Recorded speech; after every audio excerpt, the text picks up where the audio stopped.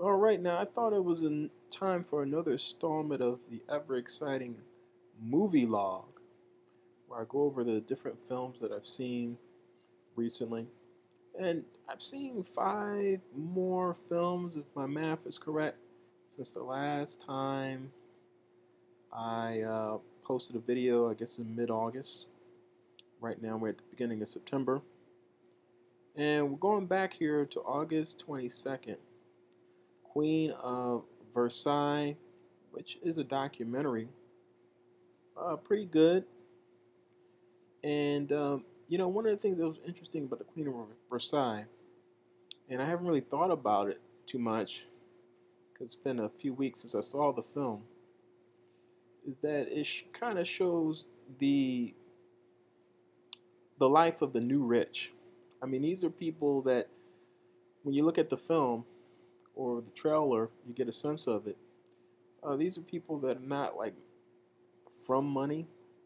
I mean, they still have the lifestyle of people that are like middle class, even though they're amazingly wealthy. And the other thing is that although they talk about the financial difficulties they're having, that's due to the financial crisis, how it affected the business of the main character who built the wealth through the timeshares and resorts and things. These people are still rich; they're still wealthy, and I don't want to give out too much of the way of the film, so I'm kind of talking about it in a roundabout way. But it's kind of like wealth in the sense of, say, if like you had $2 million in income, but your expenses is $3 million. You're still wealthy in the sense that you're making $2 million a year, but you're $1 million in the hole at the end of the year. So you have a lot of financial difficulties that's causing you problems. But at the end of the day, these people are still rich. But because of their lifestyle, because a lot of the things they were doing were things that you know anyone that's a middle class person kind of identify with. Their lifestyle didn't seem that extraordinary. It seemed very normal. It seemed like just normal people just in the big giant house. Um, so if you want to catch that, very interesting documentary. I don't know. I don't think it's being shown in Philadelphia anymore. I think it might have had its last week, but I'm not really sure about that. But I'm sure it's being rolled out all across the country, and places that haven't been shown yet, it'll probably be being shown soon. So keep a lookout for it. It's worth seeing. Very interesting. I saw the Clint Eastwood movie, Trouble with the Curve, and I talked about in the past that I have access to free screenings. So I saw it on a free screening. That was in Queen of Versailles, August 22nd. I'm not sure if I mentioned that. Trouble with the Curve, I saw that August 28th. It's like almost a week later after Queen of Versailles. And this is before I saw this film.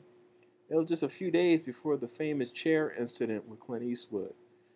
So I'm glad that happened later because that wasn't on my mind when I would have been. That would have been on my mind the whole time when I'm watching the film if that happened previously. It's interesting film. I don't normally see movies like that, and actually, when I signed up to see that screening before I saw the trailer, and when I saw the trailer, I'm like, this is not something I want to see. This is terrible. You know, just not the type of movie that I would pay money to see, or even take the effort to see. I almost didn't go to the screening, but I'm glad I went because actually it wasn't a bad movie. It's pretty good, for what it's worth.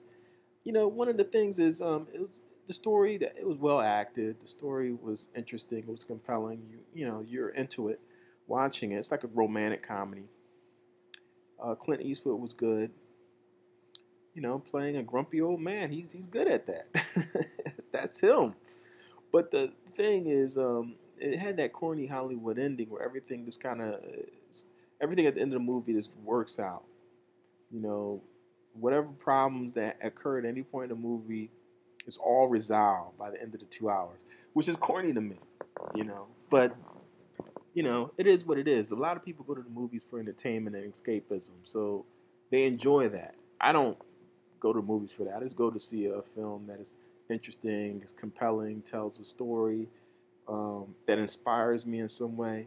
So the fact that it's a happy ending or not doesn't you know that doesn't even factor into it for me. I don't need everything to be worked out by the end of the film. Everything doesn't have to be perfect by the end of the film. That's not realistic. That's not life. Things continue on and on and on. So I don't really need that. But a lot of people demand it when they see movies, and it does create some sense of finality. Okay, all right, it's over. So all right. But overall, it wasn't that bad. I mean, I would, if someone asked me, would they go see it when I think it's coming out officially in late September? Yeah, go ahead, go see it. It's not bad. Um, let's see. The next one I have here is The Imposter. Saw that on August 29th, the day after The Trouble with the Curve. Pretty decent film and documentary. Actually, excellent documentary. Uh, I don't really want to talk too much about it, go through all the plot. I don't really do that when I do these film log things. But it's definitely something worth seeing. It's an excellent documentary. For a while there, I was getting a little, you know, worried because the documentaries that's been coming out lately hasn't been as compelling as the stuff I was seeing in the early 2000s, where there was a constant stream of these new documentaries where were more compelling than the fictional films. Just really great, using these great cinematic techniques. It just was really riveting, and that was a really return to some of those early documentaries I used to sit and go to the theater for. So I really enjoyed that aspect of it. One thing, and The Imposter is about a missing boy. I'll go into the plot a little bit just to make a few points. It's about a missing boy.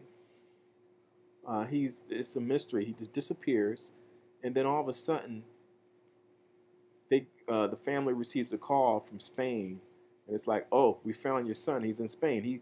He went missing in San Antonio, Texas. So they go to Spain. They bring this guy back to the States, and the movie is called Imposter. So you can probably, you know, figure out some of the aspects of the story by the fact that it's called Imposter. But one of the things is the guy they brought back from Spain.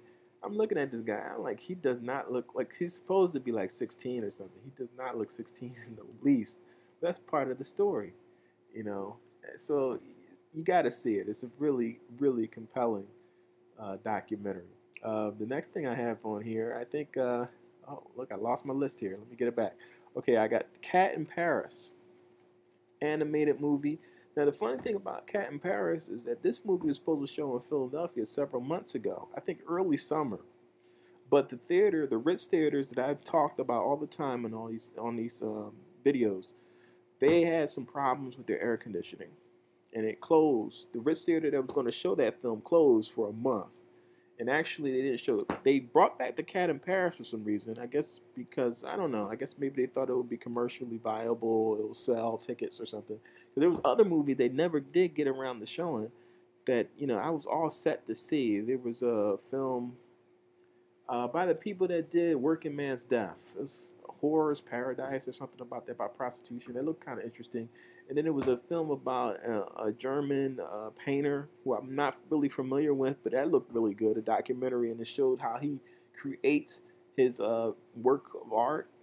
And also going to be some background in his life. I love things like that because it introduces me to something new that I wasn't familiar with. Now, you know, I'm running a little low here on time, so I'm going to make another video. So stay tuned for part 2.